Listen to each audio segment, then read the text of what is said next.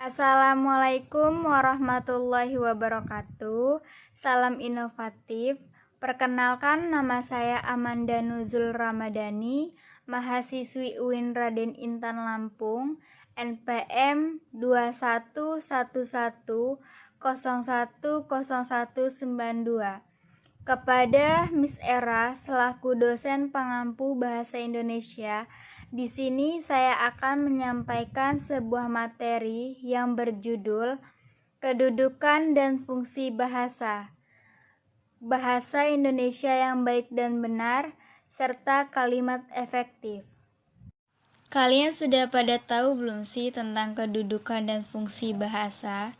Bahasa Indonesia yang baik dan benar dan kalimat efektif. Kalau belum tahu, mari simak video berikut. Nah, di sini kita masuk ke dalam pembahasan pertama, yaitu kedudukan bahasa Indonesia dan fungsi bahasa Indonesia. Bahasa Indonesia memiliki kedudukan yang sangat penting yang tercantum di dalam Ikrar Ketiga Sumpah Pemuda pada tahun 1928 dengan bunyi, "Kami putra dan putri Indonesia menjunjung bahasa persatuan bahasa Indonesia." Yang kedua, Undang-Undang Dasar Republik Indonesia pada tahun 1945 Pasal 36 menyatakan bahwa bahasa negara ialah bahasa Indonesia. Maka, kedudukan bahasa Indonesia sebagai bahasa nasional. Bahasa nasional yang diselenggarakan di Jakarta pada tanggal 25 sampai 28 Februari 1975 menegaskan bahwa dalam kedudukannya sebagai bahasa nasional. Dan selanjutnya adalah fungsi bahasa Indonesia. Fungsi bahasa dapat dibagi dua bagian, yaitu fungsi bahasa secara umum dan secara khusus. Fungsi bahasa secara umum antara lain yaitu sebagai alat untuk mengungkapkan perasaan atau mengekspresikan diri. Yang kedua, sebagai alat komunikasi. Yang ketiga, sebagai alat berintegrasi dan beradaptasi sosial. Yang keempat, sebagai alat kontrol sosial. Lanjut, yaitu fungsi bahasa secara khusus. 1. Mengadakan hubungan dalam pergaulan sehari-hari. 2. Mewujudkan seni atau sastra. 3. Mempelajari bahasa-bahasa kuno. 4. Mengeksploitasi iptek. Nah, di sini kita akan masuk ke materi kedua, yaitu tentang bahasa Indonesia yang baik dan benar. Bahasa Indonesia yang baik adalah bahasa Indonesia yang digunakan sesuai dengan situasi. Sedangkan bahasa Indonesia yang benar adalah bahasa Indonesia yang taat dan patuh pada kaidah-kaidah kebahasaan yang berlaku. Karena adanya situasi pemakaian yang bermacam-macam, bahasa yang baik tidaklah selalu benar. Sebaliknya, bahasa yang benar tidaklah selalu baik. Jadinya, penggunaan bahasa Indonesia yang baik dan benar semestinya mempertimbangkan situasi atau konteks kebahasaan yang dihadapi di samping kaidah-kaidah bahasa Indonesia yang telah dilakukan.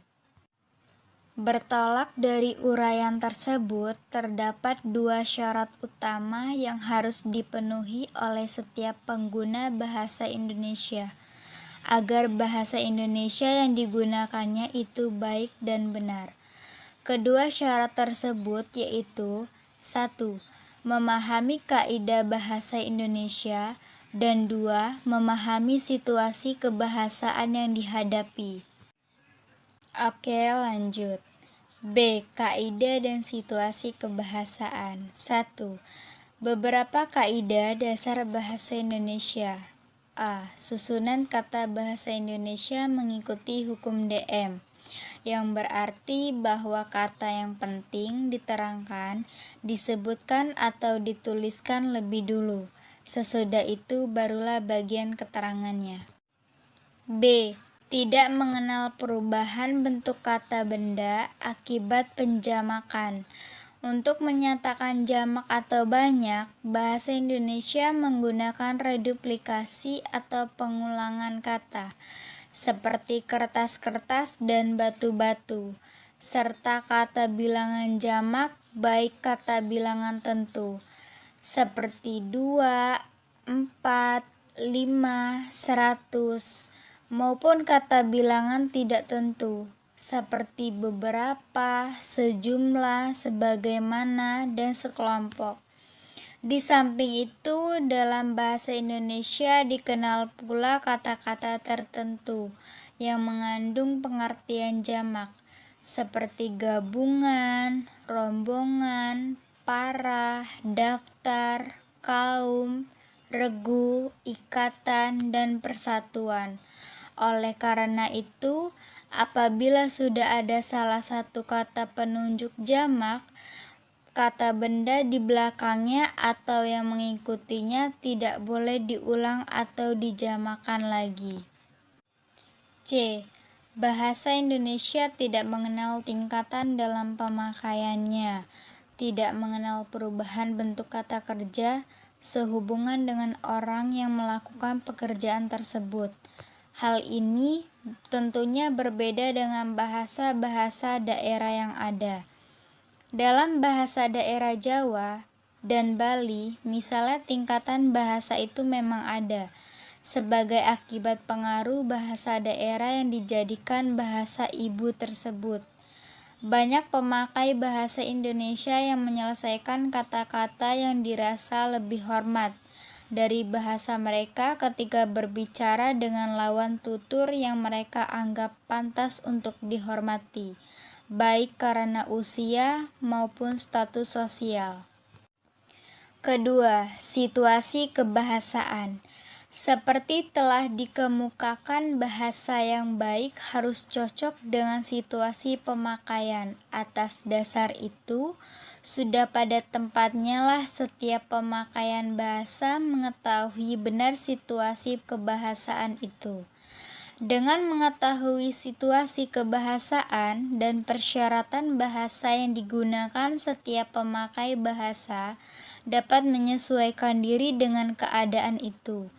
Ada dua macam situasi kebahasaan, yaitu situasi resmi dan situasi tidak resmi atau situasi santai.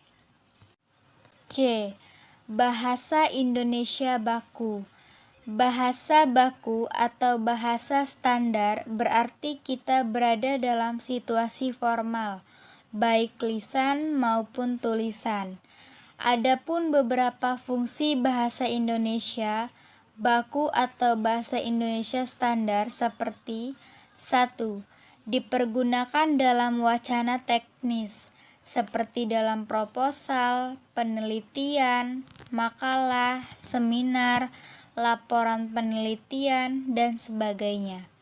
Kedua, sebagai sarana komunikasi, seperti dalam surat-surat keputusan, surat menyurat resmi, undang-undang, dan sebagainya. Ketiga, dipakai dalam pembicaraan, seperti dalam proses pembelajaran, seminar, dan sebagainya.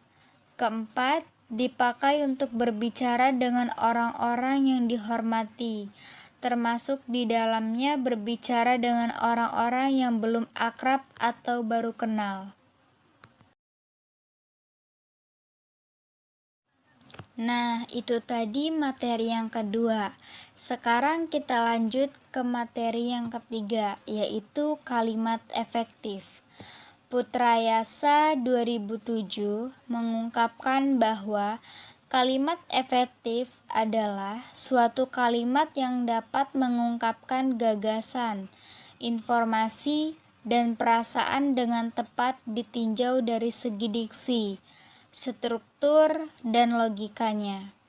Kalimat dikatakan efektif jika memenuhi dua syarat utama, yaitu 1. Struktur kalimat efektif, dan 2. Ciri kalimat efektif. Struktur kalimat efektif mencangkup A. Kalimat umum. Di dalam kalimat umum terdapat unsur yang membangun kalimat yang dibedakan menjadi dua, yaitu unsur wajib dan tak wajib.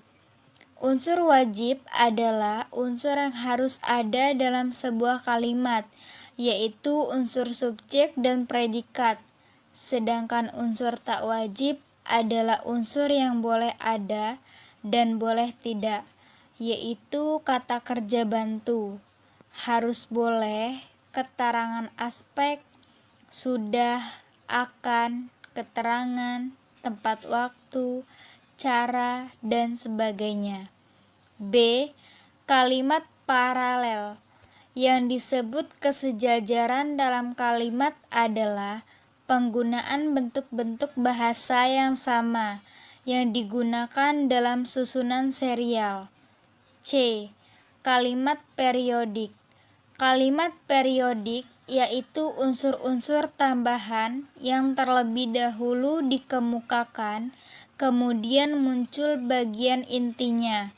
Hal ini dilakukan untuk menarik perhatian para pembaca atau pembicara terhadap pendengarnya. Sementara itu, ciri kalimat efektif meliputi A. Kesatuan unity, B. Kehematan ekonomi, C. Penekanan empasis, dan D. Kevariasian atau variety. Di samping syarat utama kalimat tersebut di atas, masih ada syarat awal yang harus dipenuhi oleh kalimat efektif, yaitu diksi dan ejaan.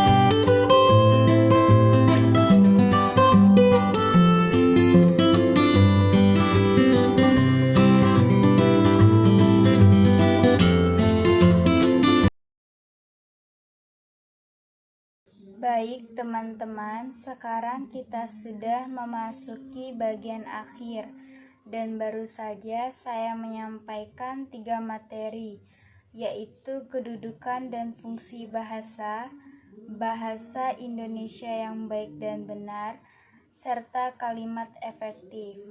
Semoga yang baru saja saya sampaikan bisa bermanfaat bagi kita semua. Saya atas nama Amanda Nuzul Ramadhani, mohon maaf jika ada salah kata. Kepada Allah saya mohon ampun.